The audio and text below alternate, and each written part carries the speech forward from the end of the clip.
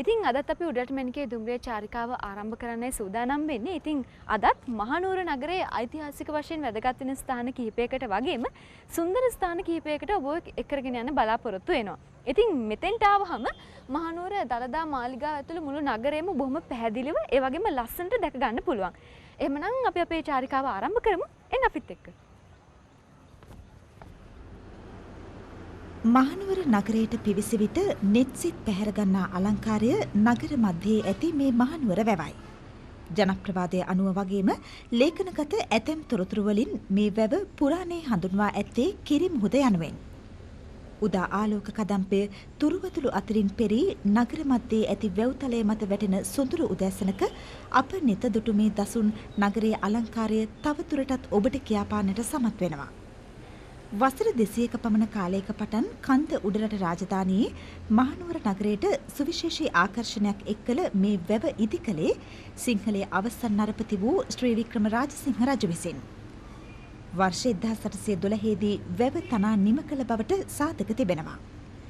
දළදා මන්දිරය සහ මල්වතු විහාරය අතර තිබූ ටිගොල්වෙල නම් කුඹුරයාය හරහා බැම්මක් බැඳීමෙන් වැව ඉදිකළ බවයි සඳහන් වෙන්නේ. වැවට යට වූ සම්පූර්ණ භූමි ප්‍රමාණය අක්කර 18ක්. මේ ජලාශය ජලජ පක්ෂීන්ට හොඳ නවාතැන් පළක්. සිසිල් සුළඟට මුසුව රැලි නගන ජලතලය මත පිහිනා යන තාරාවන්, පැස්තුඩුවන්, දියකාවන් මෙන්ම කොකුන් වර්ග රාශියක් මේ වැව නිවහන බවට පත් කරගෙන තිබෙනවා. පසුගිය දශක එකහමාරක පටන් මේ වැවට අත්තු ඉරනම නම් තරමක් සෝචනීයයි. පසුගිය කලෙක මේ වැවේ ජලය දැඩි ලෙස දූෂණයට ලක් වුණා. එහි ඇල්ගී වර්ගයක් පැතිරීමෙන් ජලය කොළ පැහැයක් ගත්තා. කොහොම වුණත් පසුගිය කාලය පුරා සිදු කළ දැනුවත් කිරීම නිසා වැවේ දූෂණය බොහෝ දුරට අවම වී තිබෙනවා. වැවේ දූෂණයට ප්‍රධානව බලපෑවී මිනිස් ක්‍රියාකාරකම් වීම කනගාටුවට කරුණක්. වැව් ඉවුරට සෙවන සලසන දැවැන්ත ශාක වැවට එක්කලේ අපූරු සුන්දරත්වයක්. වැව වටා පිහිටි ඒ ගහකොළ මල් දරන සමයට මේ අපූරු බව තවත් වැඩි දියුණු වෙනවා. මල් පිරුණු තුරුයාය මැදින් මල් වැටුණු මාවතක විවේක සුවයෙන් ඇවිද යන්නට ඇතනම් කියා මේ දසුන් දකින ඔබ සිතනවා නිසැකයි. හෙක්ටයාර 19ට වඩා ජල පැතිරුමක් ඇති මේ වැව ජෛව විවිධත්වයෙන් අනුන ස්ථානයක්.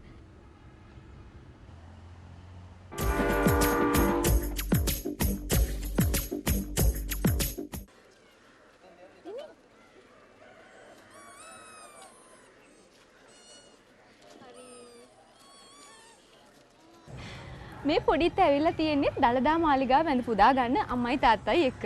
ඉතින් මෙයා පුංචි වුණාට දැන් මේ දේවල් වල වටිනාකමක් එයාට දැනෙන්නේ නැති වෙන්න පුළුවන්. කොහොම වුණත් මෙයා ලොකු වෙලා වැඩිහිටියෙක් වුණ දවසකට මේ මහනුවර නගරයේ තියෙන මේ ඓතිහාසික දේවල් වල වටිනාකම කවදා හරි දැනේවි. ඉතින් ඒ විදිහට අද දවසේ අපි චාරිකාව ආරම්භ කරන්න සූදානම් වෙන්නේ මහනුවර නගරයේ ඉපැරණි දැනටත් සංරක්ෂණ මට්ටමේ තියෙන ගොඩනැගිලි කිහිපයක් සහ වීථි කිහිපයක් නනවන්නත් එක්ක තමයි අද අපේ චාරිකාවේ බලාපොරොත්තු වෙන්නේ. ඉතින් එහෙම කියනකොට මම මේ ඉන්නේ ජාත්‍යන්තර තොරතුරු මධ්‍යස්ථානයේ ඉදිරිපිට.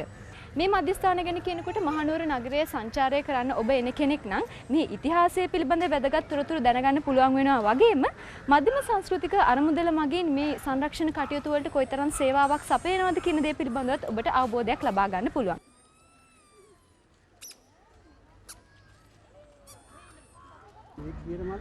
මහනුවර අද බෙහෙවින් කාර්යබහුල නගරයක්.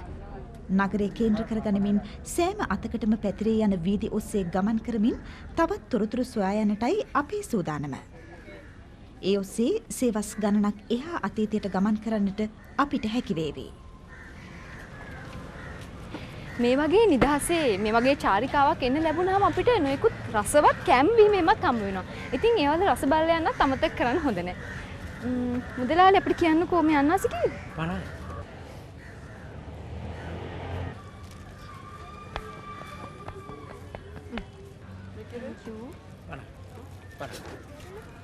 මහනුවර නගරයට පිවිසි විට ඔබේ ඇස ගැටෙන ඉපැරණි ගොඩනැගිලි ගණනාවක් තියෙනවා.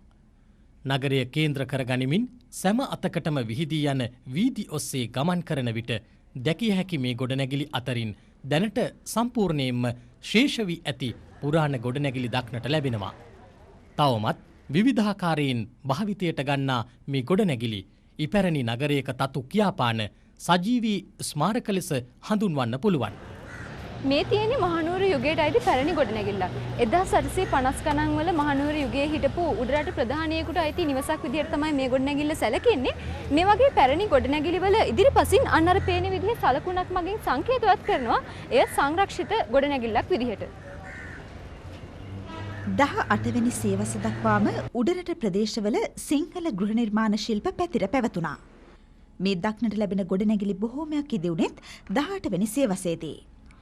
ලෝක උරුම නගරයක් වන මහනුවර නගරේ පුරා මෙවැනි ඉපැරණි ගොඩනැගිලි 470ක් පමණ ඇති බව හඳුනාගෙන තිබෙනවා.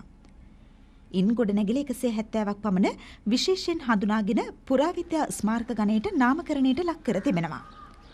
මේ ගොඩනැගිලිවල ව්‍යුහයේ ඇති වාස්තු විද්‍යාත්මක මෙන්ම පුරාවිද්‍යාත්මක සහ ගොඩනැංවූ කාලයත් සැලකිල්ලට ගනිමින් මේවා කිසියම් වර්ගීකරණයකට ලක් කර තිබෙනවා. සංරක්ෂණයට වගේම අධ්‍යයනයේ පහසුව පිණිස මේ ගොඩනැගිලි කාණ්ඩ 4කට වර්ගීකරණය කර තිබෙනවා. අතීතයේදී මේවා නිවාස, ව්‍යාපාරික ස්ථාන, පරිපාලනමය ගොඩනැගිලි වගේම හෝටල් ලෙසත් භාවිතයට ගත් ඒවායි. එමෙන්ම ප්‍රභූ පැලැන්තිය විසූ වලව් කිහිපයක්ද මේ ගොඩනැගිලි අතර දකින්න පුළුවන්. වර්තමානයේ මේවා අතරින් ඇතැම් ගොඩනැගිලි රජයේ පරිපාලනය යටතේ පවතින අතර සමහරක් පෞද්ගලික හිමිකරුවන් සතු වෙනවා. මහනුවර නගරයට පිවිසෙන දෙස් විදෙස් සංචාරකයන් අතර මෙන්ම ලොව ප්‍රචලිත මේ ගොඩනැගිල්ල ක්වීන්ස් හෝටලයයි. මහනුවර නගර මැදේ දළදා මැදුරේ මහමළුව ඉදිරිපිට වැවට ආසන්නව මෙය පිහිටා තිබෙනවා. උඩරට රජ සමයේ මේ ස්ථානයේ දුල්ලෑව වලව්ව පිහිටි බවයි සඳහන් වෙන්නේ. 19 වැනි සියවසේදී බ්‍රිතාන්‍ය ගෘහ නිර්මාණ ශිල්පයට අනුව මේ හෝටලය ඉදිකර තිබෙනවා. රමණීය ස්ථානයක පිහිටි නිසාම මෙය ඉංග්‍රීසි යුගයේදී බ්‍රිතාන්‍ය ජාතිකයන් අතර බෙහෙවින් ජනප්‍රියව තිබුණා. දීර්ඝ ඉතිහාසයක් ඇති මේ රැජින හෝටලය මහනුවර ඉතිහාසය කියාපාන කදිම ස්මාරකයක්.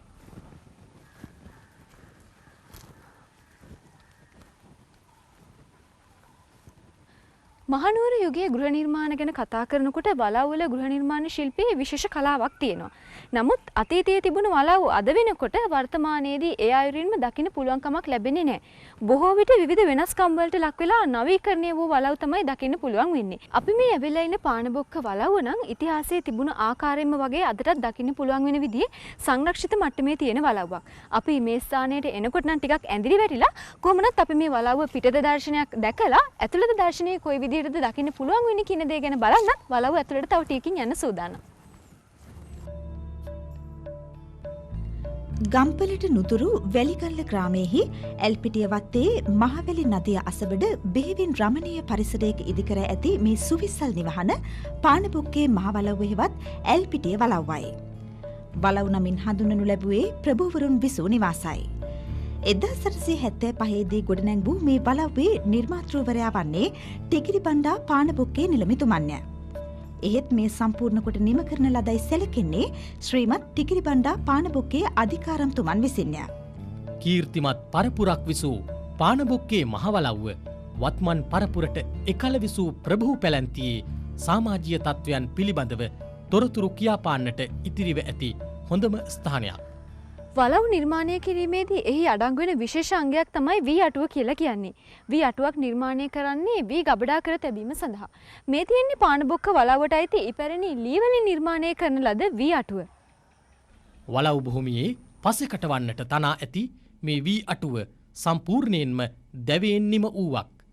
සාමාන්‍යයෙන් දක්නට ලැබෙන වී බිස්සකට වඩා ප්‍රමාණයෙන් විශාල වූ මේ වී අටුව එවක වලව් පැලැන්තිය සතු වූ සමාජ ආර්ථික තත්ත්වයන්ගේ පැතිකඩක් හෙළිපෙහෙළි කරන කැඩපතක් බඳුයි. පානබොක්කේ වලව්ව ඉදිවී ඇත්තේ මහනුවර යුගයේ වාස්තු විද්‍යාත්මක ශිල්පීය ලක්ෂණයන් මනා ලෙස කැටි කර ගනිමින්. මම දැන් ඇවිල්ලා ඉන්නේ පානබොක්ක වලව්වේ සාලේට. මේ සාලේට ආවම පේන්නේ මේ ඡායාරූපයේ ඉන්න ටිකිරිබණ්ඩා පානබොක්කේ නිලමේතුමා තමයි මේ වලව්ව නිර්මාණය කරලා තියෙන්නේ. ඒ වගේම මේ වලව්වේ ඉදිකිරීම් කටයුතු අවසන් කරලා තියෙන්නේ මෙතුමාගේ පුතුණුවන් වන ශ්‍රීමත් ටිකිරි බණ්ඩා පානබොක්කේ අධිකාරම්තුමා. එතුමාගේ ඡායාරූපය තමයි අර තියෙන්නේ. මේ වෙනකොට මහනුවර ජාතික කෞතුකාගාරයේ එතුමාගේ නිලමේ ඇඳුම් කට්ටලය තැන්පත් කරලා තියෙනවා. මේ වලව්ව තුළ ඉපැරණි ගෘහ භාණ්ඩ රාශියක් දක්නට ලැබෙනවා. අලංකාරයට වඩා ආරක්ෂාවට මුල් තැන දෙමින් ඉදි වූ නිවසක ලක්ෂණ මැනවින් මෙහිදී විද්‍යාමාන වෙනවා.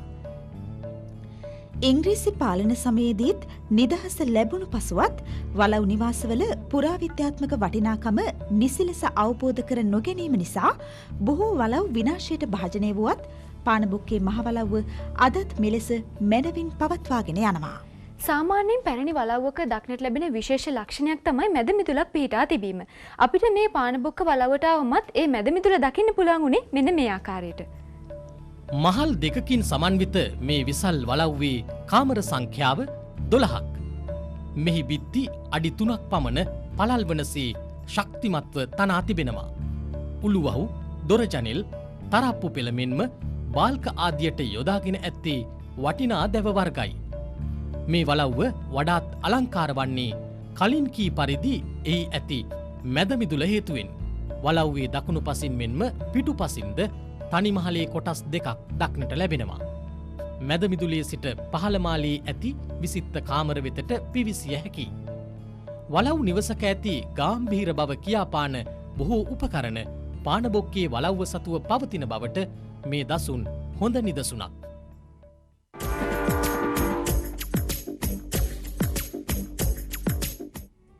මහනුවර ජාතික කෞතුකාගාරයටයි අපි මීළඟට පිවිසෙන්නේ. චන්දිමාල් මහත්තයා අපිට මේ කුටියෙන් දකින්න පුළුවන් වෙන චිත්‍ර. මේ චිත්‍රවල තියෙන විශේෂත්වය මොකක්ද? ඔව් ඇත්තට මේ රේෂා මේ චිත්‍රයේ පළවෙනිම දකින්න තියෙන චිත්‍රය වැදගත් වෙනවා.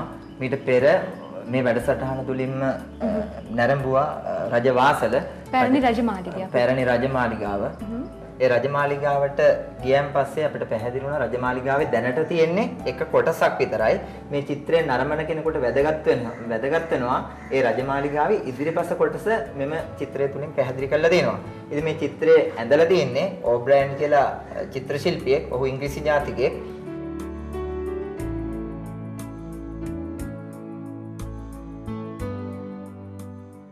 මේ චිත්‍රයත් ඒ වගේ විශේෂත්වයක් ගන්න එකක් වෙන්න ඕන. ඔව් පෙර චිත්‍රයේ වගේම තමයි මේ චිත්‍රෙත් ඒ වගේ අතිශයින් වැදගත්කමක් තියෙනවා. ඒක තමයි මෙන්න මේ තියෙන එක තමයි අපි දැන් වලට අපිට පේන තියෙන පත්තිරිප්පුව කියන එක. දළදා මාලිගාව. දළදා මාලිගාවේ පත්තිරිප්පුව කියන කොට නැගිල්ල. මේ තමයි උල්පැන්ගේ භාවිතා කරලා තියෙන රජතුමාගේ බිසෝරු නාපු ස්ථානයේ වශයෙන්. දැන්ට මෙහි බිත්ති කිසිවක් නැහැ. ඉංග්‍රීසි ජාතික ඕබ්‍රයන් විසින් අදින ලද මේ දියසායම් සිතුවම් බොහොමයක් මගින් දැක්වෙන්නේ 18 වෙනි සියවසේදී මහනුවර යුගයේ තොරතුරු පිළිබඳවයි. මේ සිතුවම් වල විශේෂත්වයක් තිබෙනවා. එනම් සිත්තරුවා සිය සින්දුට සිදුවීම් චිත්‍රයට නැගීමයි. මහනුවර යුගයේ පිළිබඳ අධ්‍යයනය කරන්නෙකුට මේ චිත්‍ර මහඟු පිටිවහලක් සලසනවා.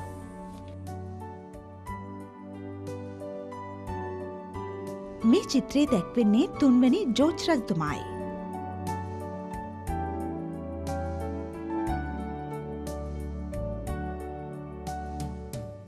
මේ සිංහලයේ අවසන් නරපතිඳුන් වූ ශ්‍රී වික්‍රම රාජසිංහ රජතුමන්ගේ සිතුවමක්.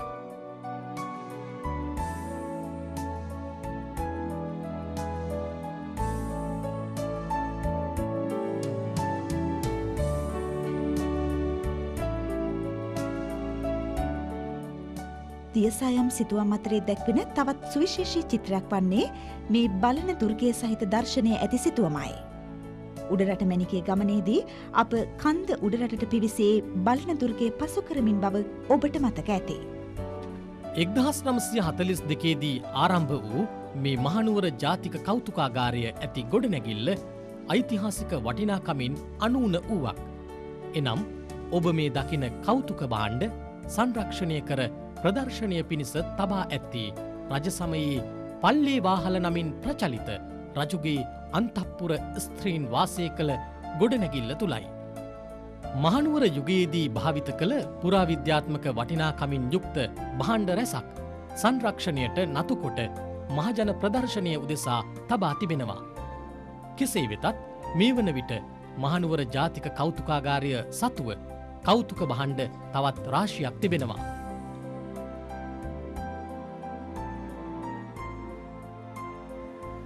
මේ තියෙන්නේ ක්‍රිස්තු වර්ෂ 1634 ඉඳලා 1687 වෙනකන් රජ කරපු දෙවන රාජසිංහ රජතුමාගේ ඔටුන්න. ඒ වගේම තමයි සිංහල රාජධානී ක්‍රමයේ අවසන් පාලකයා වුණු ශ්‍රී වික්‍රම රාජසිංහ රජතුමාගේ ඔටුන්න සහ සිංහාසනය ඔබට මේ වෙනකොට කොළඹ ජාතික කෞතුකාගාරයෙන් දැක බලා ගන්න පුළුවන්.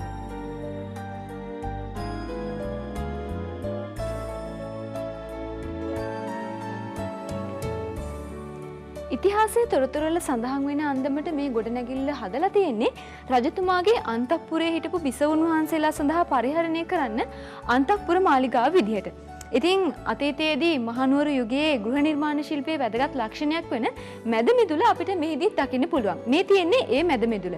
ඉතින් අපි දැන් සූදානම් වෙන්නේ මේ ගොඩනැගිල්ලේ ඇතුල් කොටසට යන්න. මේ කෞතුකාගාරයේ භාණ්ඩ එකතුව දැව, මැටි, ලෝහ, ඇත්තල, රෙදි ශෛලමය වශයෙන් කොටස් ගණනාවක් යටතේ වර්ගීකරණයට ලක් කර තිබෙනවා. රජවාසල සතුව තිබූ රාජකීය පරිපුර පරිහරණය කළ බොහෝ උපකරණ මෙහිදී දක්නට ලැබෙනවා. එමෙන්ම මහනුවර යුගයේ ප්‍රභූ පැලැන්තේ භාවිත කළ භාණ්ඩ රැසක්ද මෙහිදී ප්‍රදර්ශනය පිණිස තබා තිබෙනවා.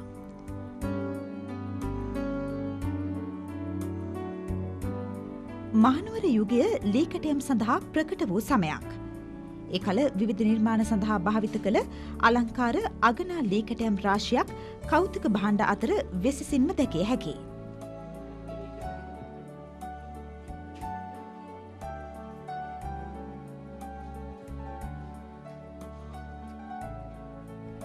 ඒ යුගයේ ප්‍රභූ පැලැන්තිය නියෝජනය කළ සිංහල පුරුෂයෙකුගේ සහ ස්ත්‍රියකගේ ස්වරූපය දැක්වෙන දැවමය අනුරූ දෙකක් මෙහිදී ඔබට දැක ගන්න පුළුවන්.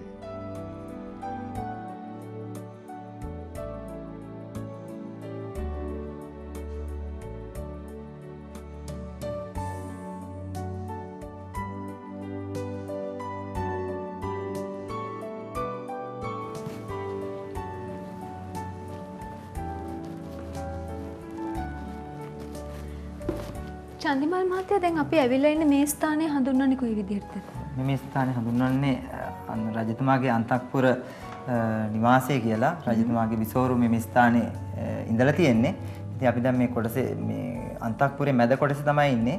මෙම කොටසේ වැදගත්ම දේවල් තමයි මේ මහනුවරගේ දොර කියන එක. ඉතින් මෙම දොර අතිශයින් පැරණි දොරක්. මෙම දොරේ පෞරුෂීය ලක්ෂණයන් වලට තියෙන මනා නිදසුනක් තමයි මේ අගුල කියන එක.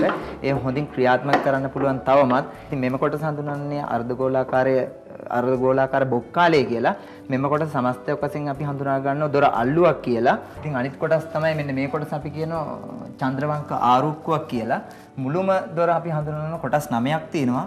ඒ කොටස් 9ට ඉතින් විවිධ ඒ කොටස් 9ම අඩංගු වෙලා හදපු ඉපැරණි දොරක් වශයෙන් තමයි මේ දොර හඳුනා ගන්න.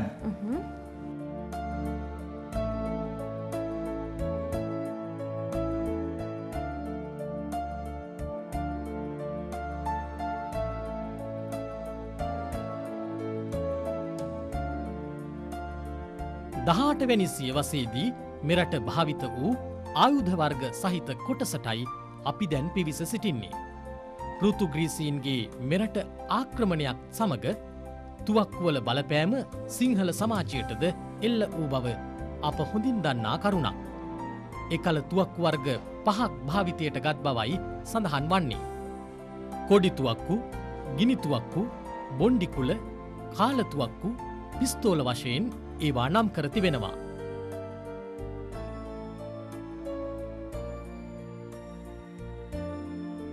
එකල වැරදි කිරීමෙන් හිසකසා දැමීමට තීන්දු වූවන්ගේ ඉරණම විසඳීමට උපයෝගී කරගත් ආයුධ රැසක්ද මෙහිදී දකින්නට පුළුවන්.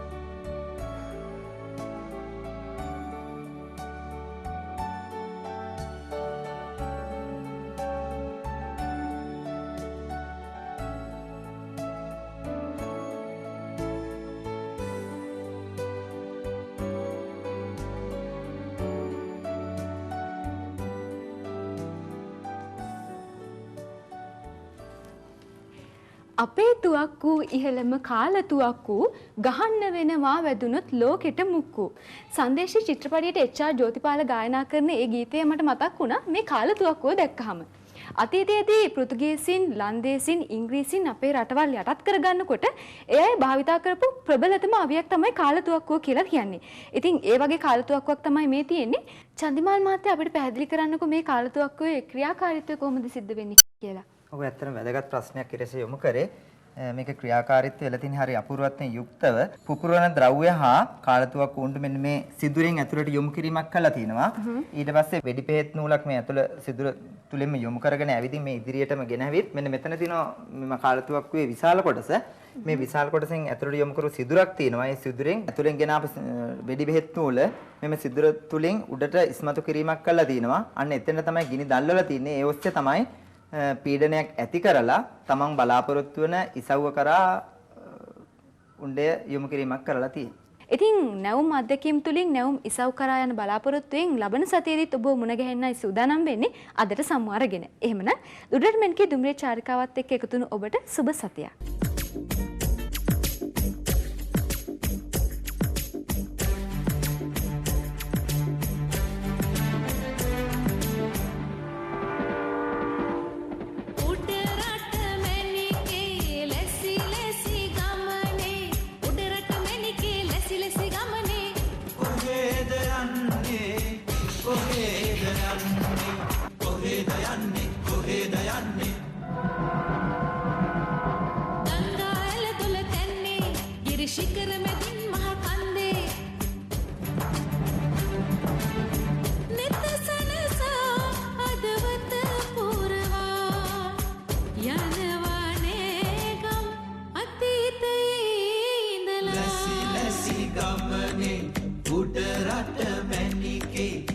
ලැසි ගමනේ උඩරට මැනිකේ කොහෙද යන්නේ කොහෙද යන්නේ උඩරට මැනිකේ හෙදකාරයි කොපුල් තලය ඇගේ මනහාරයි කඳු කර පින්නේ සිරියාවියයි ලකඹර රැවුදුන් අභිමානයයි උඩරට මැනිකේ ලැසි ලැසි ගමනේ උඩරට මැනිකේ ලැසි ලැසි ගමනේ කොහෙද යන්නේ කොහෙද යන්නේ උඩරට මැනිකේ ලැසි ලැසි ගමනේ කොහෙද යන්නේ කොහෙද යන්නේ උඩරට මැනිකේ